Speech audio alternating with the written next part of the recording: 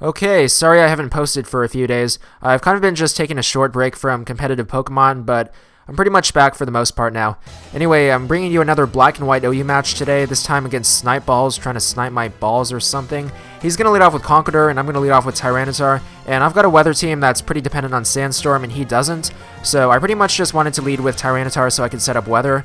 He's going to go for a bulk up on the switch, which is going to put him at +1, but I do have Slowbro, and because I'm running lots of physical defense, I can actually survive even a +1 payback pretty well, and I do have Psychic, so that's going to make me a pretty good check to Conqueror. And he's going to go first because he's actually faster than me, and that's really not that bad at all because it also means payback is going to do half as much, so I should be able to survive it pretty well, but he's actually going to get a crit, so even though Slowbro survives, it means that I'm going to be dying next turn, so I don't quite manage to take out his Conqueror.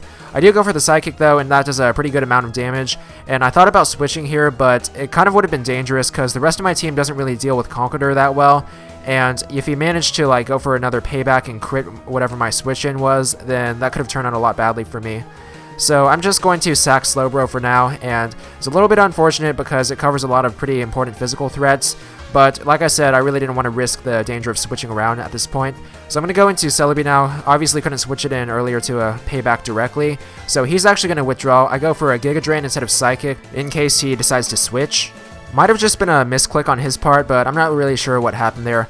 So since I revealed Giga Drain, it does a pretty good amount of damage to Jellicent, and I'm actually going to predict the switch because I don't think he'll want to leave in his Jellicent to die. So I'm just going to set up a Nasty Plot as he switches out to his own Celebi, and other Celebi are actually decent checks to my own Celebi, unless I actually get up a Nasty Plot, which I do now. So based on the fact that he has Tinkerbell as his nickname and he doesn't have leftovers, I'm going to just assume that this is like the 4th gen Tinkerbell standard set from Smogon, kind of like that Life Orb offensive support hybrid with Thunder Wave. So I'm going to outspeed him and go for the Hidden Power Fire because I'm running a little bit extra speed, so I actually do outspeed standard Tinkerbell by 1 speed point.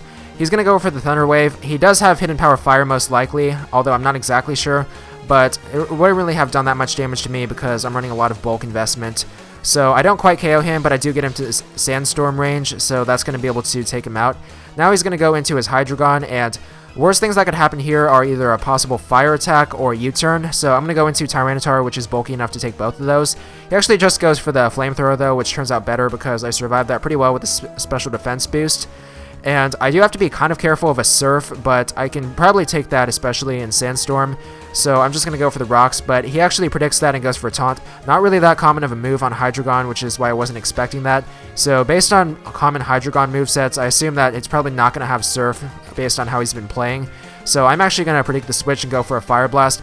I hit his Conqueror, and I do get a burn, but it doesn't really matter because Sandstorm is once again going to be enough to take out his Pokemon. I was kind of hoping to catch Scizor instead, but I guess Conqueror is okay as well. So I'm not really sure what set this is, like Choice Band or Swords Dance yet. So I'm going to go to Landorus for the initial switch, maybe a Choice Banded U-turn.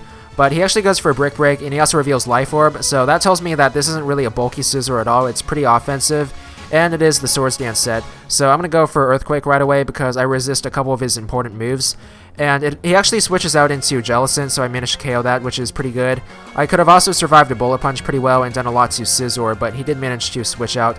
He's going to go into his Hydreigon now, and since I've confirmed that it isn't Scarfed, which is pretty common also, I'm just going to set up a couple of subs to have Sandstorm and Life Orb Recoil wear him down for KO range. And Hydreigon's at a pretty inconvenient 98 base speed because that kind of puts him slower than a lot of really important threats. Landorus is at 101 on the other hand, so that's a really good speed stat. Gonna get up one more sub, and that should be enough for me to finish him off with Hidden Power Ice the next turn. So he's just gonna go for the Draco Meteor first turn and then Dark Pulse, but it's still strong enough to break my subs because it's a pretty powerful special attacker and still a stab move anyway. So Stone Edge would definitely KO, but I really didn't want to risk it missing because Stone Edge is pretty notorious for missing in important situations, and Hidden Power Ice actually barely misses out on the KO, so even though his Dark Pulse isn't going to be enough to KO me, that's pretty unfortunate because I might have been able to use Landorus better later. So now he's going to send in his Scizor, and I actually make a pretty bad play here. I think I just kind of clicked a move at random because I thought he would have finished me off with Bullet Punch for sure. So I just clicked Stone Edge, but that misses just like I said earlier, ironically. And he actually sets up a Swords Dance for some reason, and that'd be really weird because what I should have done is just go for that Earthquake, and then with Life Orb he would have been in really close to KO range. but instead he goes for a Swords Dance for whatever reason, and that Stone Mist definitely didn't help as well. Still would have done a pretty good amount of damage if it hit, because it's 130 BP with Sand Force. So he's going to go for a Bullet Punch, and I'm just going to be forced to use Celebi to use HP Fire to check his Scizor. And I do manage to survive, luckily, because I'm running a lot of bulk, as I said. But yeah, that was definitely kind of shaky. If he managed to crit me or something, it could have been GG right here.